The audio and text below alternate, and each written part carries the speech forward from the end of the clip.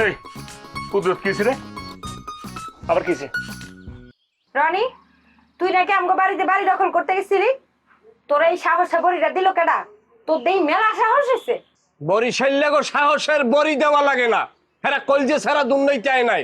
হেরা এত বড় 4 কেজি ওজনের একটা কলজে লইয়ে দুনিয়ায় পয়দা হয়। হ্যাঁ, আমি কি এখানে অন্যায় কিছু করছি? সাহসটা দিচ্ছে আপনার মায়ের যে দালিলিক বিষয় আমার হস্তক্ষেপ করছে, সেই দলিলের বাইরে আমি একটা কাজ করতে পারলে দেন কি কথা কয় না? শাট আপ ইউ রাস্কেল, এখানে মুরব্বি বসা আছে। তোর কপাল ভালো যে আমি বাড়িতে ছিলাম। শোন রুমা, কিছু মনে করিস না। তোর ভাই কিন্তু আমগো বাড়ি গেছিল, অরো কপাল ভালো যে আমি আছিলাম না। বাইরে সকালে একটা বিষয় না সবাই একত্রিত হয়েছে, দয়া করে ওই কথা রাখো। আমার কথা হইল গিয়ে এতদিন পর রনির কি লিগে মনে হয়েছে এখন আমাকে বাড়ি দখল করতে হইব? হ্যাঁ, কোন সময় কি ওঠে না ওঠে, কোন সময় কোন জিনিস জাগে বা না জাগে, এই সমস্ত বিষয়ে ব্যাখ্যা বিশ্লেষণ করতে আমি বাধ্য না দাদু। এখন আমার কথা হচ্ছে কুদরত, অয়েক টাকা পাইবো, টাকা আনতে বাড়িতে গেছে, টাকা পাইছে, সবকিছু মিঠাই গেছে গা, কদম ব্যাস। এখানে ওরা আবার ডাইকে বিচারের কি হইলো? ইতো দেখি আয় বলে তোরা ফাড়াই। বুঝি নাই। আমি বলতে চাচ্ছি কি, তারা দুই ভাই বোন বলছে কি আমি বলে তোমাদের দুইজনকে বলে পাঠাই। আরে কম যাতে এখন তোর কথা বলছি, এই কথাটা সুন্দর করে এমনি করতে পারছ না?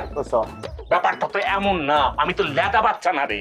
কেউ আমারে কইলো ঠাস করে আমি বকুল গোবাইকে গেলাম গা, এমন তো না হইছে। না ন তো, কিন্তু ইতারা দুইজন তো ন হতে, তারা দুইজন জেলের ঘর, তুই তো হারে ঠাস মারতে, তুই একলা কি হারে ঠাস মারতে? অন হইছে, সমাধান হইছে, অনে যাইতে পারি না ফরিদ মিয়া, এত সহজে যাইতে পারি কথা শেষ না করে তুমি যাইবা গা? হ্যাঁ, খুব তো লগ ধরছো। রনির লগে লগে সারাদিন তুমি গুন্ডামি করে বেড়াও। হ্যাঁ, কি মনে করছো কিছু বুঝি না? ঠিক আছে, এতই যখন লগ ধরছো তাহলে বাকি কামটাও সেরালো, তোমার বোনেরে রনির লগে বিয়া দিয়া দাও। আমার বোনের বিয়া লইয়া দয়া করে তোরা ভাবিস না রুমা, বাবনের লোক আছে। ফরিদ মিয়া, তোমার এই কথা আমি কোনোদিন বলুম না। তুমি এই রনিরে লইয়া আমগো বাড়ি দখল করতে গেছো। তুমি কি ভাবছো সব এখানেই শেষ খতম, তাই না? কিছু শেষ না, সব কিছু এখান থেকে শুরু হয়েছে। বাহ বাহ বাহ, কুডিপতি হয়ে গেছ, শরীরে মেলা জোর আয়া পড়ছো তো না? আমরাই নাম্বার ওয়ান। আমরাই নাম্বার ওয়ান। নাম্বার ওয়ান হচ্ছে মেরিল পেট্রোলিয়াম জেলি। অবশ্যই আইস। তুমি রনিরে লগে করে নিয়ে আমগো বাড়ি দখল করতে গেছো, জাটার বাড়ি খাইয়া যে বিদায় হইছো। হ্যাঁ, খবর নাই? এখন থেকে আমগো বাড়িতে গেলে একটু সাবধানে যাই, দিন কিন্তু বদলা গেছে। দুলা ভাই, এই কথাগুলো তো রনি আমারে কইতে পারতো, আমার মারে ডাইকা নিয়ে আলাদা কইতে পারতো।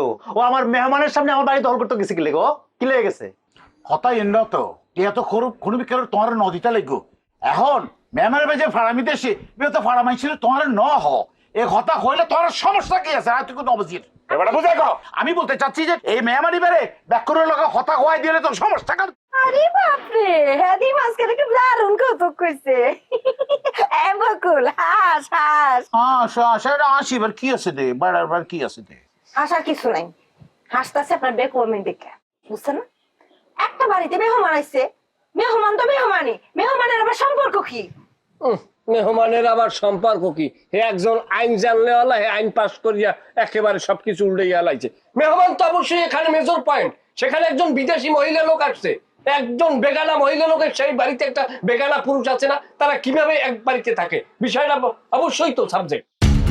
রনি, আমি কই থাকি রে? বনে বাদরের না তো, অবশ্যই বাড়িতে। আমার মায় কই থাকে? থাহে বাড়তে থায়।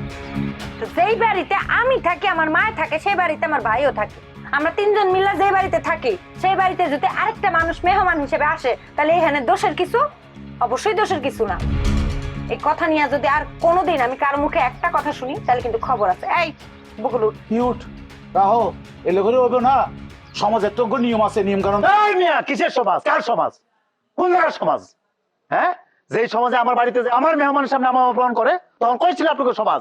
আমার মেহমান আমার টাকা পরিশোধ করে, ওর টাকা পরিশোধ করে আমারে অপমান করে, তখন সমাজ ছিল কি আপনাকে? ফালতু সমাজ নিয়ে আইছেন মেয়ে আপনারা। একটু সময় দেন, খালি একটু সময় দেন, নর্মাল হয়ে লই, তারপরে সবাই বুঝামু আমি কি ছিলাম। ফাটাফাটি বকুল আবার আইতেছে, আবার আইবো বাবু।